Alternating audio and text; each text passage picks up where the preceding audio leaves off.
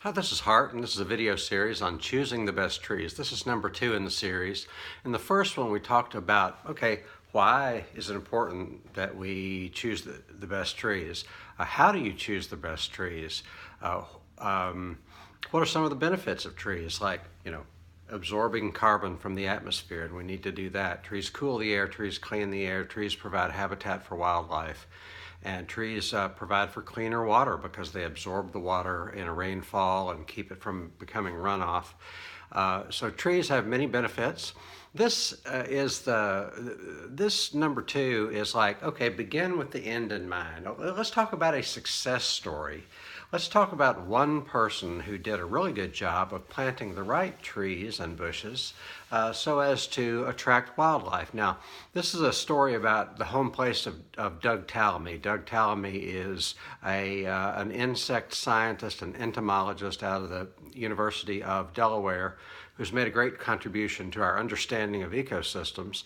And he bought a 10-acre home place 15 years ago. Now, previously, that home place had been a hayfield. It was, agriculture, and then it was subdivided into residential lots of 10 acres each. So a hayfield is not going to have any wildlife to speak of, because generally agriculture is not a place for wildlife. So starting from nothing. And I'm going to assert that the number of breeding birds you have in a neighborhood, in a forest, in a meadow is the gold standard. It is a measure. It is a measure that we can get to fairly easily, and so number of breeding birds. So Doug took this property from no breeding birds at all, because let's say for the sake of discussion that maybe there were 5 species of breeding bird. I don't know. There were either 0 or 1 or 2 or 3 or 4 or 5, but he moved in and started for one thing, get rid of invasive species and plant the right trees and plants. Now, I know he has sycamore and viburnum and black cherry, and has vines like Virginia creeper. These are all good native vines. But whatever he did, the result was ending up with, depending on how you count it, 50 or 60 or 70 species of breeding birds. Now, the reason that's important is because breeding birds need insects. 96% of terrestrial birds in North America need insects terrestrial, meaning non-water birds. So we're not talking about ducks, geese, and the like. But 96% of terrestrial birds in North America need insects to complete their life cycle. Usually, they need insects in order to feed their babies. So a Carolina chickadee, for example, or a white-eyed vireo. These are birds that need to eat insects, especially caterpillars. So what's a caterpillar? Caterpillar is the larval form of a group of insects, butterflies and moths. Their scientific name is Lepidoptera.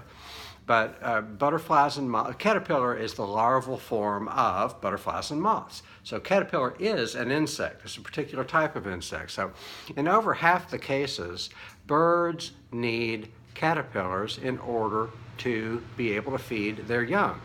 And the ones that don't need caterpillars need other forms of insects. So bird lovers, bird watchers, please know that bird feeders are not mainly what birds need. I'm not saying they hurt, I'm not saying they help. I'm saying what birds mainly need is a good collection of native trees. And this whole series is designed to help you know how to pick those best native trees. So, get back to Doug Tallamy's example. He took pictures which I can make available to you. Always, if you're watching this video, message me if you have any questions at all, including, I can give you pictures of a series of pictures of something called a white-eyed vireo. White-eyed vireo is a bird.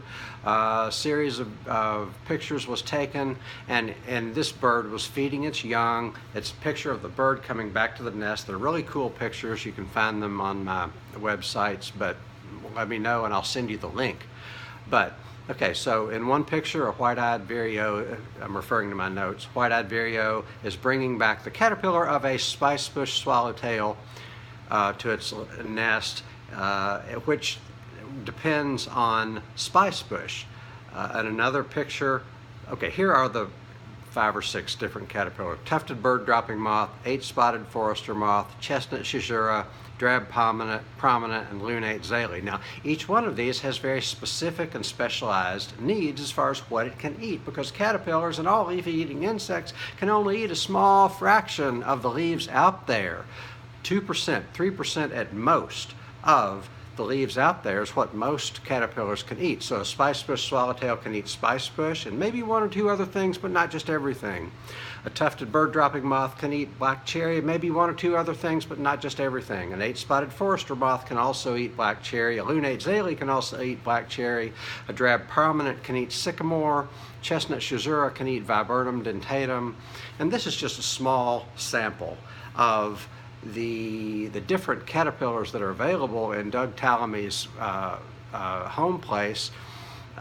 So anyway, more on we're coming up to the time limit. The moral of the story is, if you want dozens of species of breeding birds, and we need dozens of species of breeding birds in everywhere it's feasible, every park, every neighborhood. We can do this, we need to do this, but it requires a variety of native plants and trees, and the purpose of this series is to share with you what to choose and why. See you on the next video. Thank you.